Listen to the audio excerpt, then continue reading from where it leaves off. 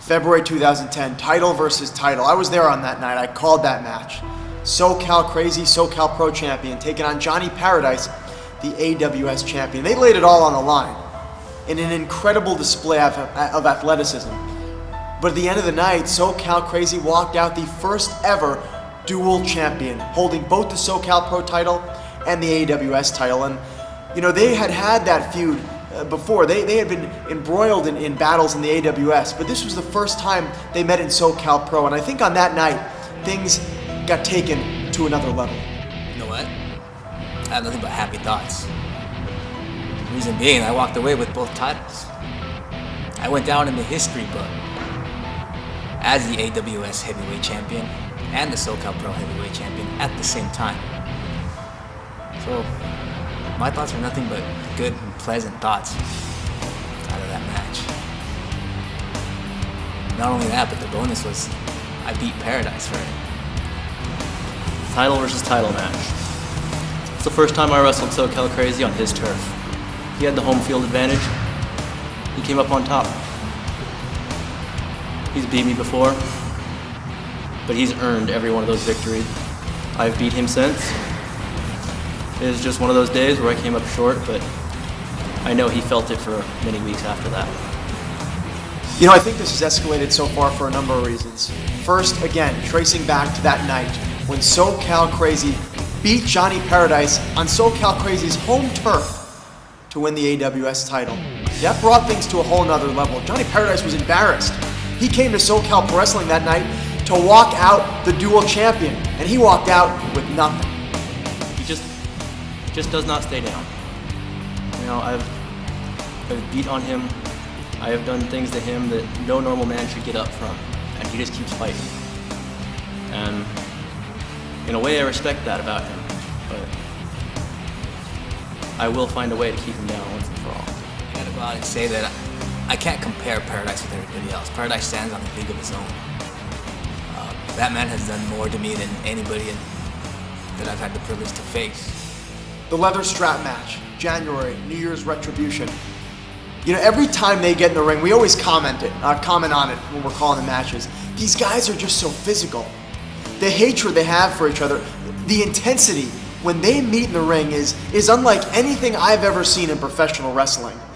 And the leather strap match was just the same in a long line of brutal wars between the two of them. But I really do believe that on April 16th, Mask vs. Hair, these two guys, they're taking it to a whole nother level.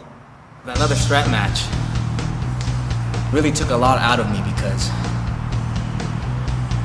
it was almost like a turning point in my career where I had to go almost to hell and find everything evil that I have inside my soul and bring it out. You know, in all honesty, in all reality, the coin has two sides to it, and I could end up losing my mask. Something that I cherish and something that's been with me since day one. If that was the case and I do end up short, like a gentleman, like a luchador that I am, I will gladly give my mask up. But you see, what people don't understand, this isn't just an ordinary mask.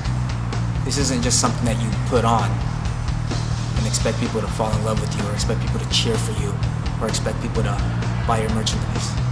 This is something that I grew up with. This is something that's always been inside of me. This is something from day one that I've trained with, sweat with, bled in. This is my life.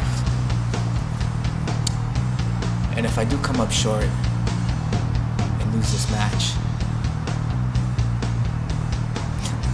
then SoCal Crazy will be maskless. But SoCal Crazy will be SoCal Crazy. That'll never lose. Maskless, maybe. SoCal Crazy forever. There is no if. I will not lose. This hair is everything. This is my look. This is my image. This isn't just pro wrestling. This is my life. This is who I am. SoCal Crazy, he just wears the mask as a facade. It helps the fans like him better. He sells masks. He sells his image because of it. This is who I really am.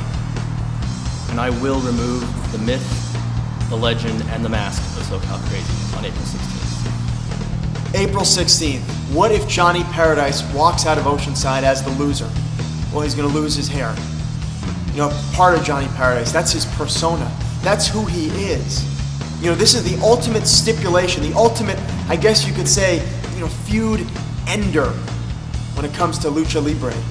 Mask versus hair. And if Johnny Paradise loses, well, I don't think Johnny Paradise will ever be the same again.